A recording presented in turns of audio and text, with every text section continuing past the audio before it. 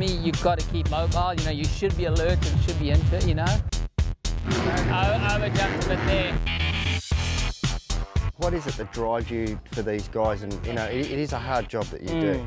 Yeah, it's not easy, and I mean, it's what I'm passionate about. I love my job. I love dealing at that high level with these type of guys.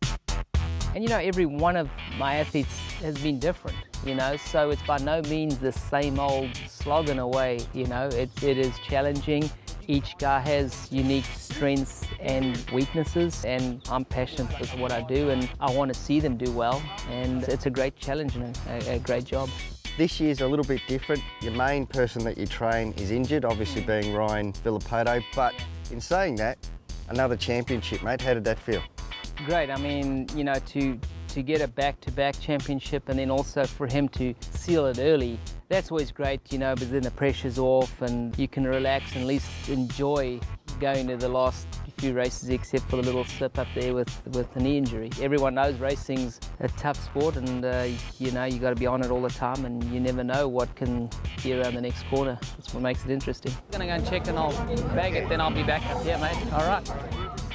The trick is learning their personalities, what makes them really tick, what makes them motivated, and creating that motivation through every type of season. I mean, we're in a season now where Ryan's injured, but the whole progress on the rehab and getting that leg strong again and ready to get back racing is huge, and you know, he's all amped up. You got to keep him motivated on that and keep him on his plan, and it's obviously a different plan to like Tyler and Jake and Blake. So some of the stuff you can incorporate together, which I think is pretty cool because they feed off each other. But then a lot of the stuff you got to separate, you know, to keep the focus.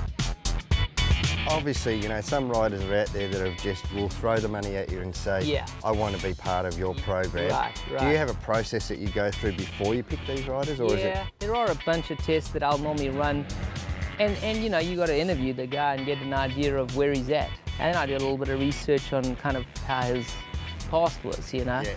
And that's why I'm starting to sort of focus, or when I am looking around now, at more of the younger ones coming up, as I think the sport's developing, where you kind of got to start a little earlier now at developing them before they start to make mistakes, and you know, you try and fix it from there.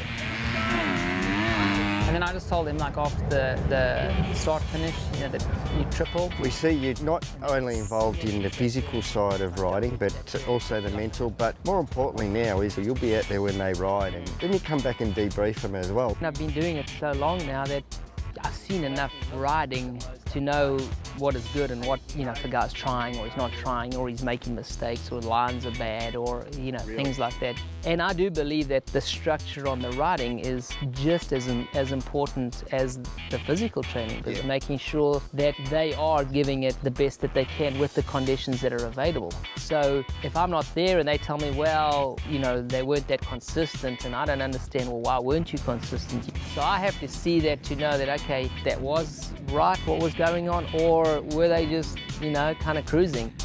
I think just having myself oversee all those areas, I think it's good and it helps a lot. But the only problem with that, then, you know, I'm restricted too with how much I can do and how many guys I can take care of. So, which is good. I like it close-knit. I like it to be kind of like a family, and I think it's the way it should be.